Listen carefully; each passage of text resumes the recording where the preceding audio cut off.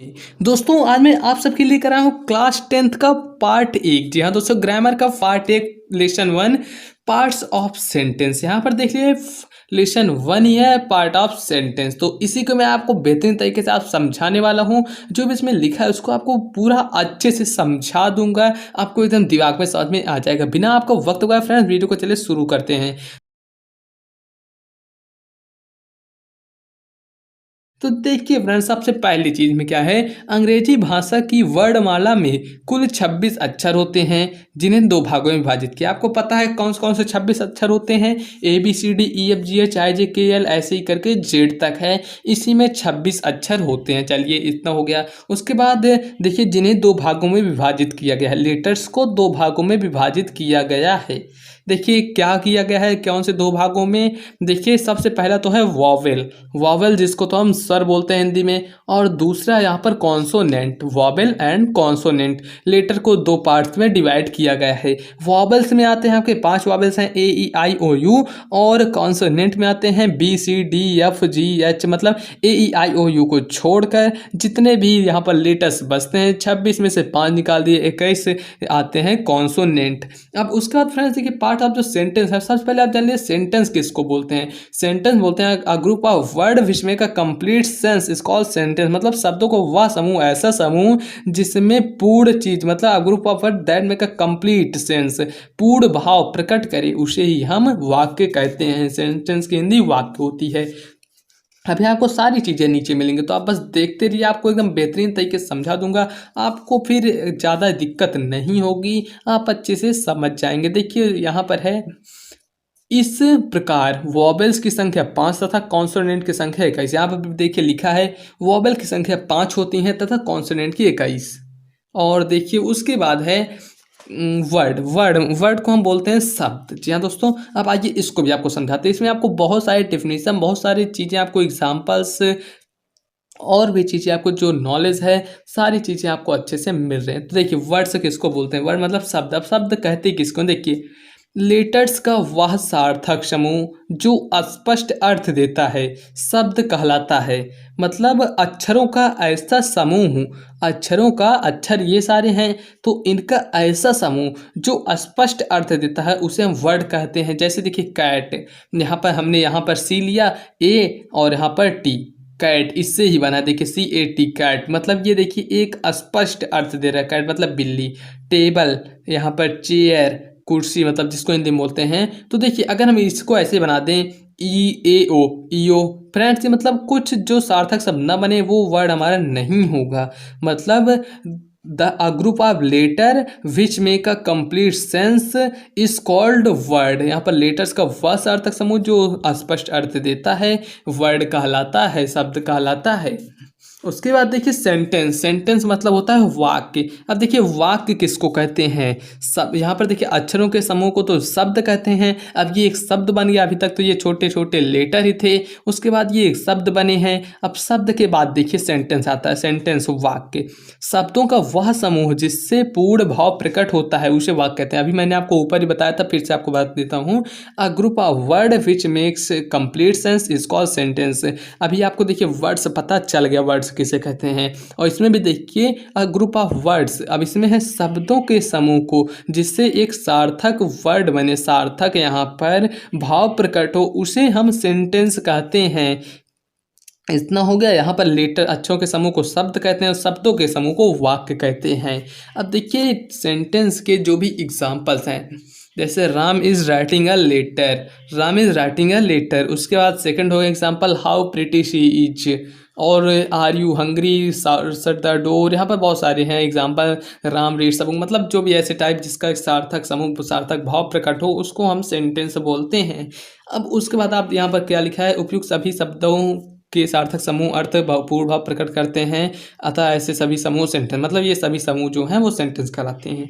अब देखिए सेंटेंस के भी कुछ भाग होते हैं, बिल्कुल होते हैं। सेंटेंस के भी कुछ पार्ट्स होते हैं, वो भी आपको बताने वाले हैं। देखिए वाक्यों के दो भाग होते हैं, सेंटेंस की हिंदी होती है वाक्य। तो देखिए वाक्य के दो भाग होते हैं। वाक्य मतलब सेंटेंस, सेंटेंस का दो भाग, पहला भाग होता है सब्जेक्ट, दूसरा भाग होता है प्रेडिकेट, कर्ता और विधेय। तो देखिए सब्जेक्ट जो कर्ता होता है, जब हम किसी व्यक्ति या वस्तु का नाम लेते हैं तो उसे हम सब्जेक्ट कहते हैं। व्यक्ति या वस्तु थिंग्स की या फिर हम किसी भी चीज़ के नाम लेते हैं तो उसे हम सब्जेक्ट कहते हैं। जैसे हो गया यहाँ पर आप कर लें मोहन, गीता और भी सारी चीज़ें आप इसको कर सकते हैं पार्ट्स ऑफ सेंटेंस में। और किसी जगह का आप किसी व्यक्ति या फिर किसी वस्तु को टेबल चेयर मतलब जो भी लेते हैं उसको हम सब्जेक्ट मतलब कर्ता कहते हैं। अब आप जानिए प्रेडिकेट की डिफिनीशन और इसकी एग्जांपल देखिए। प्रेडिकेट विधेय। अब विधेय किसको बोलते हैं? जब हम किसी व्यक्ति या वस्तु के विषय में कुछ कहते हैं तो वह प्रेडिकेट होता है। अब जैसे देखिए फ्रेंड्स, हमने कह दिया यहाँ पर है मोहन लाफ। अब यहाँ पर मोहन तो हो गया सब्जेक्ट, ये क्योंकि यहाँ पर देखिए व्यक्ति है, कर्ता हो गया। और ये जो लाफ बचा ये हो गया प्रेडिकेट, मतलब सब्जेक्ट आप हटा देंगे तो बचेगा जो वो देखिए प्रेडिकेट होगा, क्योंकि मोहन लाफ, मोहन हंसता है तो ये हो जाएगा प्रेडिकेट। और जैसे गीता रीड्स, गीता यहाँ पर नाम है तो ये हो जाएगा सब्जेक्ट कर्ता। और रीड्स क्या है यहाँ पर? रीड्स है प्रेडिकेट, रीड्स हो गया विधेय। उम्मीद करता हूँ दोस्तों वीडियो अच्छी लग रही हो तो आप एक लाइक दे दीजिएगा। यहाँ पर देखिए प्रथम वाक्य में मोहन तथा दूसरे वाक्य में गीता कर्ता सब्जेक्ट है, मैंने आपको ही बताया। और यहाँ पर देखिए तथा लाफ और रीड्स विधेय प्रेडिकेट हैं। मैंने आपको ये सारी चीज़ें बता दें, इसको आपको फिर करने की जरूरत नहीं। देखिए उसके बाद है पार्ट्स ऑफ सब्जेक्ट। अब सब्जेक्ट के पार्ट कितने होते हैं? अभी तो आपने पढ़ा सब्जेक्ट और देखिए सेंटेंस के पार्ट पढ़ा सब्जेक्ट और प्रेडिकेट। अब उसके बाद ये भी आपको पढ़ना जरूरी है कि सब्जेक्ट के कितने पार्ट होते हैं। इसके बाद हम पढ़ेंगे कि प्रेडिकेट के कितने पार्ट होते हैं, कितने भाग होते हैं, कर्ता और विधेय के भाग। तो देखिए पार्ट्स ऑफ सब्जेक्ट। अब सब्जेक्ट के कितने पार्ट होते हैं? कर्ता के पार्ट। तो इसमें देखिए इसके दो पार्ट होते हैं, क्वालिफायर और मेन वर्ड, जिसको हम हेड वर्ड भी बोलते हैं। देखिए क्वालिफायर और मेन वर्ड होते हैं। उसके बाद देखिए यहाँ पर क्वालिफायर के तीन पार्ट होते हैं, मेन वर्ड नहीं। उसके बाद देखिए क्वालिफायर के तीन पार्ट होते हैं। फर्स्ट होता है डिटर्मिनर, सेकंड होता है एडजेक्टिव, थर्ड होता है एडजेक्टिवल फेस, मतलब पार्ट ऑफ सेंटेंस। सेंटेंस के दो पार्ट क्वालिफायर और मेन वर्ड या फिर जिसको हम हेड वर्ड बोलते हैं। अब क्वालिफायर के यहाँ पर हो गया तीन part, adjective, determiner, adjectival face. उसके बाद अब देखते हैं पार्ट्स ऑफ प्रेडिकेट। अब देखिए यहाँ पर है पार्ट्स ऑफ प्रेडिकेट। जहाँ दोस्तों पार्ट्स ऑफ प्रेडिकेट विधेय के भाग कितने होते हैं? तो देखिए विधेय में होता है पहला आपका वर्ब होता है, क्रिया होती है, दूसरा ऑब्जेक्ट होता है और तीसरा होता है कॉम्प्लीमेंट। मतलब यहाँ पर प्रेडिकेट के 3 पार्ट्स होते हैं, वर्ब, ऑब्जेक्ट एंड कॉम्प्लीमेंट। ये उसके बाद यहाँ पर वर्ब में नहीं है कोई, देखिए यहाँ पर मतलब वैसे तो हैं लेकिन यहाँ पर नहीं दिया गया है, मतलब प्रेडिकेट के जितने पार्ट है इसमें नहीं दिए हैं।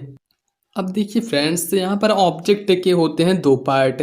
ऑब्जेक्ट के 2 part, indirect object and direct object, मतलब इनडायरेक्ट ऑब्जेक्ट और डायरेक्ट ऑब्जेक्ट।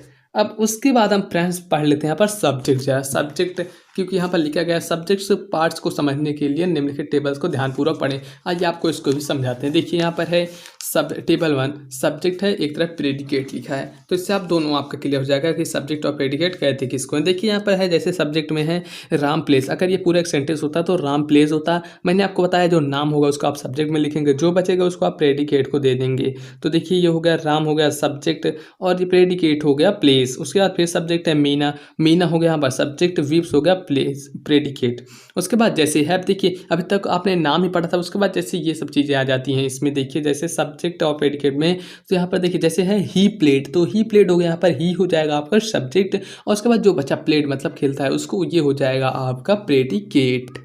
और देखिए फ्रेंड्स हम आपको बताते हैं सी वाला, सी है स्मोकिंग इज इंजूरियस, यानी तो यहाँ पर स्मोकिंग इंजूरियस, तो इस पे जो स्मोकिंग है ये हो जाएगा सब्जेक्ट। अब लेकिन यहाँ पर देखिए स्मोकिंग जो हो गया तो सब्जेक्ट यहाँ पर, लेकिन देखिए स्मोकिंग आप हो गई है जेरंड, सब्जेक्ट में जेरंड होगा।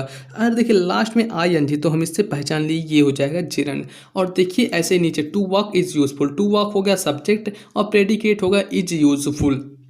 तो यहाँ पर देखिए टू वॉक, यहाँ पर भी आप देख सकते हैं टू वॉक ये सब्जेक्ट का है लेकिन इन्फिनिटिव। अब देखिए हमने ये सब चीज़ें कैसे पहचानी, तो देखिए जेरंड को पहचानने के लिए लास्ट में होगा आई एन जी और इन्फिनिटिव को पहचानने के लिए टू होगा पहले।